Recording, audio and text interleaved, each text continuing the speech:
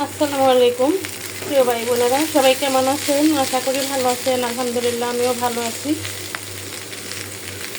দুঃখে সুখে সব কিছুর মাঝে আল্লাহ ভালোই রাখছে। আল্লাহর কাছে লাখ লাখ শুকরিয়া। চলে আসলাম দুপুরে রান্না বান্না নিয়ে। এখানে করলা ভাজি করতেছি, আর এখানে তালহার জন্য মুরগি রান্না করতেছি।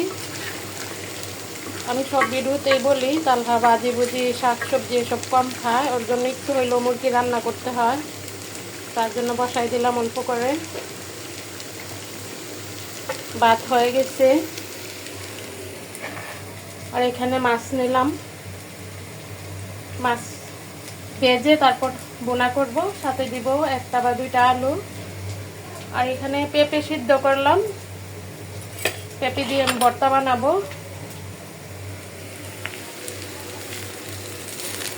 আমার ভাজিটা প্রায় হয়ে গেছে, আমি এখন নামিয়ে ফেলবো।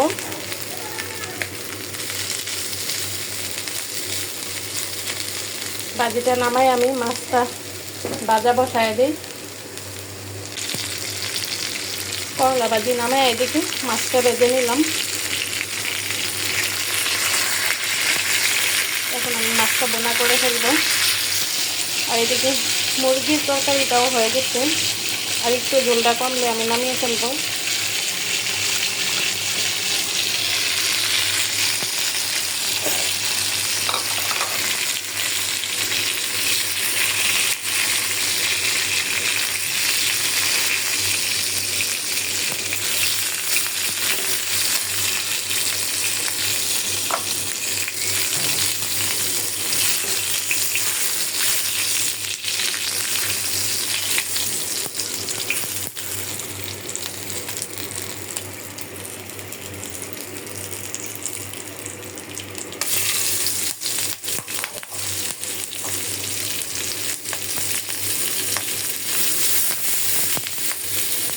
আর একটু তেল লাগবে।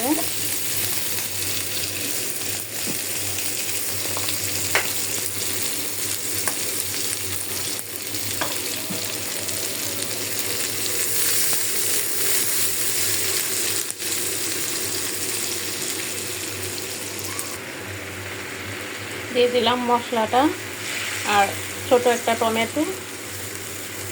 যেহেতু এটা পাঙ্গাস মাছ বোনা করব, একটু টমেটো দিলে টেস্টটা দ্বিগুণ হয়ে যায়।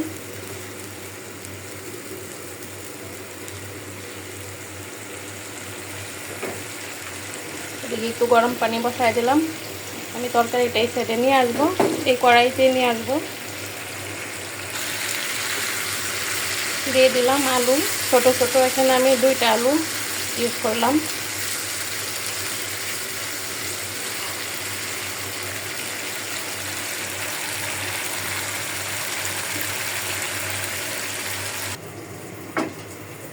আমি এই কড়াইতে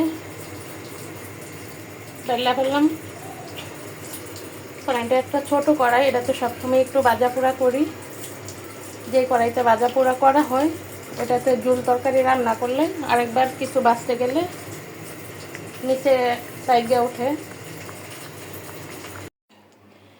রান্না হয়ে গেছে, মুরগি বোনা করলাম, পাঙ্গাস মাছও বোনা করলাম আলু আর টমেটো দিয়ে, করলা ভাজি, আর এখানে হলো পেঁপের ভর্তা। ভিডিওটা আর বড় করব না। সবাই ভালো থাকবেন। আসসালামু আলাইকুম।